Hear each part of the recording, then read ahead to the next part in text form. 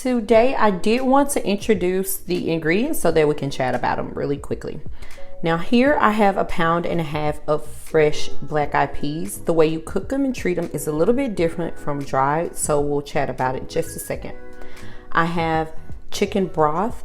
Not sure of how much I will use. I will put in the description how much I end up using when it's completed.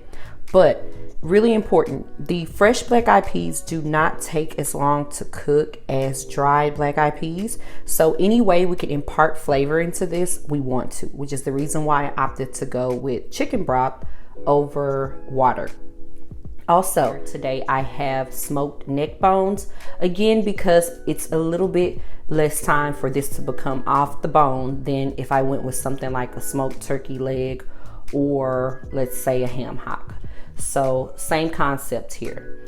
I have some onion, garlic, a bay leaf, totally optional jalapeno, but I'm a Texas girl and I love the heat in contrast with the creaminess of these black eyed peas.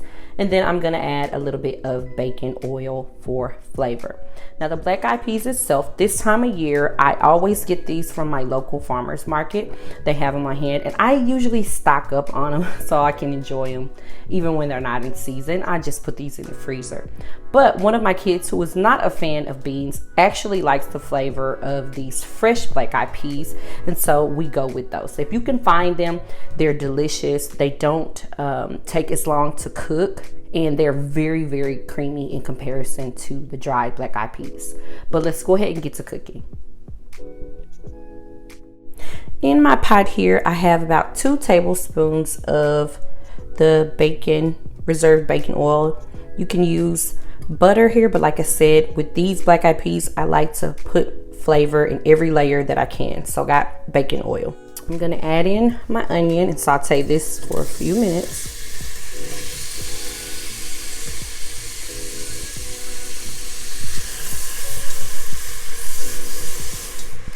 Got this sauteed for a few minutes. I'm gonna go ahead and add in my garlic. And just give this a stir. And what I'm gonna do from here, I am going to go ahead and let this boil in my chicken broth for a bit so that I can kind of help it on the cooking process, because like I said, it does not take long at all to cook these black eyed peas, but the flavor from the meat will be in the stock that we're going to cook it in. So let me go ahead and add that. For now, I'm going to start with 6 cups of chicken broth.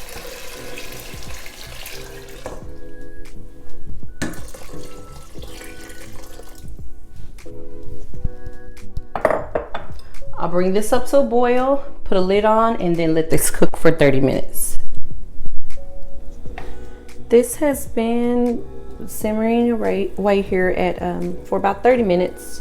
I'm gonna go ahead and add in my black eyed peas. Now it doesn't look like I lost too much liquid, so again, like I said, we'll see if I need to add more later.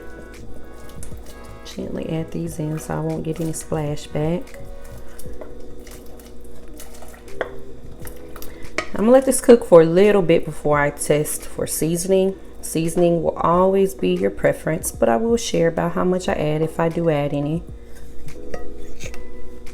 And then the last thing I'm going to add is a chopped jalapeno. Now I did, well, a large slice, but I did remove some of the seeds and I left some. This is optional, but I do like the heat here, and I also like to see the green going through the black eyed peas. Doesn't make it too spicy if you remove the seeds, but a little kick. Okay.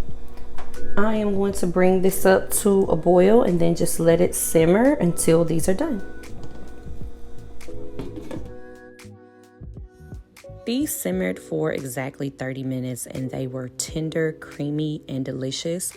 And of course, according to New Year's tradition, I served it alongside greens, some rice, and some cornbread. So much prosperity for the new year.